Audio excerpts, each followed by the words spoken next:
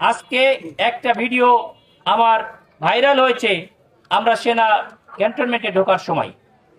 এই যে ভিডিওটা, এটার জন্য এটা আজকের আসলে না, এই ভিডিওটা গত মাসের 6 তারিখে, তার মানে প্রায় 1 মাস আগে। আমাদের হাদি ভাইয়ের মৃত্যুর কয়েকদিন পরে আপনারা দেখেছেন যে সব ক্যান্ডিডেটরা তারা সিকিউরিটি পারপাস তাদের গান ম্যান নিয়েছিল, তাদের সিকিউরিটি পারপাস লোক নিয়েছিল, আমরা সেই জন্যই নিয়েছি।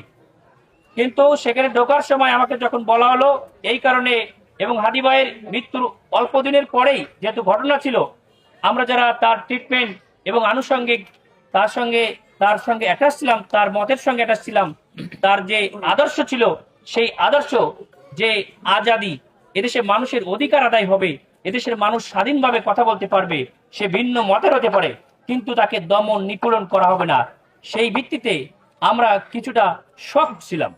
যখন আমাদেরকে এ পার থেকে ও পারে চলে যেতে হবে, এক পাশ থেকে আমরা ভাষণ থেকে দিকে যাব, তখন আমাদেরকে বলা হলো, এবং তখন হয়তো আমি সেটা যে আচরণটা করেছি সেটা ঠিক করে নাই, এবং তখনই আমরা আমাদের দলীয় পর্যায়ের ঊর্ধ্বতন পর্যায়ে এবং আমি নিজে যেও সেখানে দুঃখ প্রকাশ করে এসেছি। ঊর্ধ্বতন যারা কর্মকর্তা আছে তাদের সঙ্গে আমি নিজে দুঃখ প্রকাশ করেছি, এবং আমাদের নেতৃবৃন্দ ঊর্ধ্বতন যারা কর্মকর্তা আছে তাদের সঙ্গে একটা আন্ডারস্ট্যান্ডিং করে এন্ড ইট সলভ ইস্যু।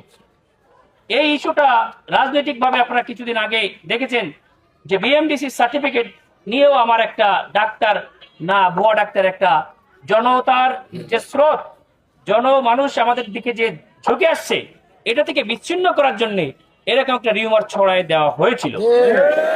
আল্লাহর অশেষ মেহেরবানিতে মানুষ সেটা সম্পর্কে ভালোভাবে জানতে পেরেছে, আমরা রোগীর সঙ্গে কেমন ব্যবহার করি সেটাও জানতে পেরেছি। আমরা মানুষের সঙ্গে, আমি জোর গলায় বলেছি যে কোনো দিন আমার নিজের স্বার্থের ব্যাপারে কোনো সময়ের জন্য কোনো মানুষের সঙ্গে আমি খারাপ ব্যবহার করি নাই। কিন্তু সেই সময়টা আমাদের হৃদয় ক্ষত ছিল যে আমরা আমাদের অধিকারটুকু পাচ্ছি না।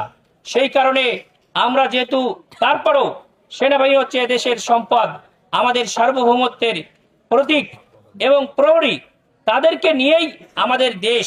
সুতরাং সেখানে আমার কথাগুলো দেখছেন যে আমি বলেছি যে এটাই আমাদের সম্পদ, এই সম্পদ বিশ্বের মুখ উজ্জ্বল করেছে। এটা সম্পর্কে কিছু গুটি কয়েক ব্যক্তির জন্য হয়তো আমরা প্রশ্নবিদ্ধ হয়ে যাচ্ছি কিনা, এটাই ছিল আমাদের তাদের প্রতি কথা। কিন্তু সেই কথাটা একটু জোরে হয়ে গেছে।